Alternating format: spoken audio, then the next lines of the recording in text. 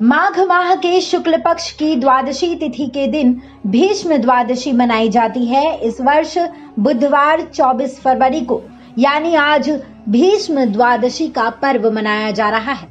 इस दिन भगवान श्री कृष्ण की पूजा का विधान बताया गया है। भीष्म पितामह ने अष्टमी के दिन अपने शरीर का त्याग किया था। हालांकि उनके निमित्त जो भी धार्मिक किए गए वो द्वादशी के दिन ही किए गए थे। यही वजह है कि भीष्म अष्टमी के बाद भीष्म द्वादशी का पर्व मनाया जाता है।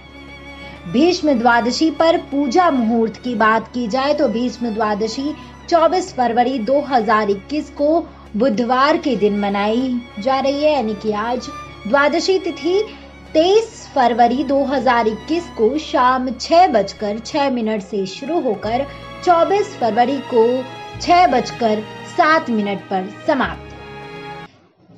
24 फरवरी को 6:07 पर समाप्त। भीष्म द्वादशी के पूजन विधि की बात की जाए तो भीष्म द्वादशी के दिन स्नान इत्यादि करने के बाद भगवान विष्णु की पूजा करें। इसके अलावा इस दिन सूर्य देव की पूजा का भी विशेष महत्व बताया गया है। भीष्म द्वादशी के दिन भीष्म पितामह के निमित्त तिल, जल और कुश तर्पण करें।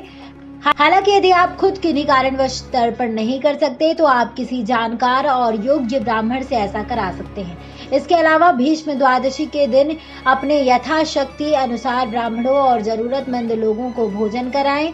भीष्म द्वादशी के दिन पूर्वजों का तर्पण करने का विधान बताया गया है। इसके अलावा इस दिन भीष्म पितामह की कथा सुनी जाती है। जो कोई भी व्यक्ति इस दिन सच्ची श्रद्धा और पूरे विधि विधान से इस दिन की पूजा इत्यादि करता है उसके जीवन में सभी कष्ट और परेशानियां दूर होते हैं और साथ ही पितरों का आशीर्वाद प्राप्त होता है। सही ढंग से किया जाए तो व्यक्ति को इस दिन की पूजा से पितृदोष जैसे बड़े दोष से भी छुटकारा प्राप्त होता है। भीष्म द्वादशी से संबंधित कथा की बात की जाए तो महाभारत के युद्ध में भीष्म पितामह कौरवों के पक्ष से युद्ध लड़े थे। ऐसे में पांडवों को ऐसा प्रतीत हुआ कि वह कुछ भी करके भीष्म पितामह को हरा नहीं सकते हैं। तभी उन्हें इस बात की भनक लगी कि भीष्म पितामह ने प्रण लिया था कि वह युद्ध में भी किसी भी स्त्री के समक्ष कभी भी शस्त्र नहीं उठाएंगे। जैसे ही पांडवों को इस बात की भनक लगी उन्होंने एक चाल चली। उन्होंने शिखंडी को युद्ध के मैदान में भीष्म पितामह के समक्ष खड़ा कर दिया। अपनी प्रतिज्ञा के अनुसार भीष्म पितामह ने अस्त्र शस्त्र का उपयोग नहीं किया और अर्जुन ने इस मौके का फायदा उठाते हुए उन पर बाणों की वर्षा कर दी, जिसके चलते भीष्म पितामह बाणों की शैया पर लेट गए। हालांकि उन्होंने असंख्य बाण लगने के बावजूद अपने प्राण को त्याग नहीं दिया।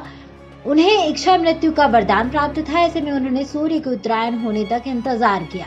सूर्य दक्षिणायन से उत्तरायण पर पहुंचा तब अष्टमी तिथि के दिन भीष्म पितामह ने अपने प्राणों का त्याग किया। हालांकि उनके पूजन और अन्य कर्मकांड के लिए माघ मास की द्वादशी तिथि चयनित की गई। कहा जाता है इसी वजह से माघ मास के शुक्ल पक्ष की द्वादशी तिथि को भीष्म द्वादशी के रूप में मनाया जाता है। बता दें कि हमें पूरी जानकारी वेबसाइट्स और अन्य जगहों से प्राप्त हुई। ये जानकारी आपको कैसी लगी आप हमें कमेंट बॉक्स में कमेंट कर जरूर बताएं। नेक्स्ट स्पिरिचुअल से श्रुति रिपोर्ट।